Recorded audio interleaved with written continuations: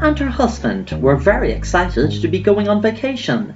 They both worked long-hour jobs and were ready to fly out to Spain to enjoy the peace and tranquility of lying on the beach, reading a book or swimming in a pool, or the sea. Lisa's husband Mark checked to see had he everything. Then he asked Lisa was she ready to him call a taxi to collect them and take them to the airport. She spent all morning getting ready, so replied, "Yes dear, you can call them whenever you're ready." Mark pulled out his phone and rang for a taxi. He said, "Hello, could I please order a taxi to pick me and my wife up, to take us out to the airport please?" He gave his address, then ended the call and kissed Lisa and said, "I'm really looking forward to us have time to ourselves." Lisa smiled and said, "Me too." They both took their luggage up the drive and left them lying on the ground waiting for the taxi. Mark locked the house and put his key in his pocket. 5 minutes later, the taxi arrived and a friendly-looking man waved at Lisa and Mark. He put the car window down and he shouted in a cheerful voice, "Are you going on a holiday? Do you need any help with your bags?" Lisa opened the boot already and put her suitcase in. Mark smiled at the driver. "No thanks anyway, it's just one more case." Mark dropped it in the trunk next to Lisa's case, then slammed the trunk shut. Lisa and Mark both sat in the back seat of the taxi. The driver looked at them in a mirror, smiling. "Are you off to the airport? Where are you flying off to?" Lisa replied, "We're flying to Spain, Lanzarote. I can't wait to relax in the sun." The driver laughed. "I sure wouldn't mind relaxing in the sun myself." About 5 minutes later, they arrived at the airport. The driver parked the car and got out and helped them take their suitcase out. Mark asked the driver, "How much?" And he told Mark €10. Mark paid the driver and took the case out of the trunk. The driver took the other case out.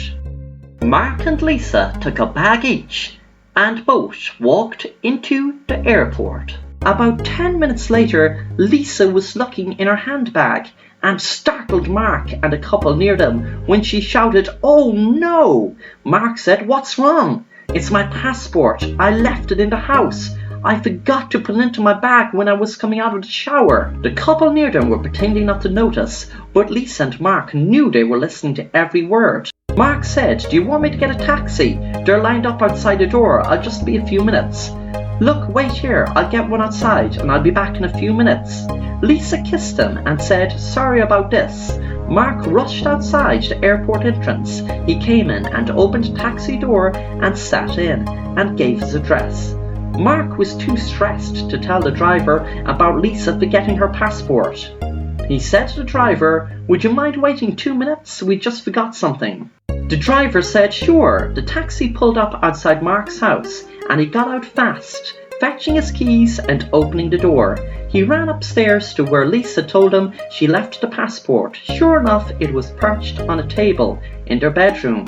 He went back down the stairs when he noticed something strange. He saw by looking into his living room, his TV was gone. His heart started thumping in his chest. Suddenly he heard a bang in the kitchen and ran in to see what it was. He froze in horror when he saw the taxi man who drove them to the airport standing right in front of him with a bag full of stolen items from their home. His TV was lying against the wall waiting until the man was finished burglaring his house. Mark said, "You're a sneaky opportunist, aren't you? You wait right there. I'm calling the police." The driver ran past Mark and out the door, but an hour later the police tracked the taxi driver down. Mark and Lisa missed their plane, but the airline sorted them out to be on the next plane. And they had a very, very enjoyable holiday.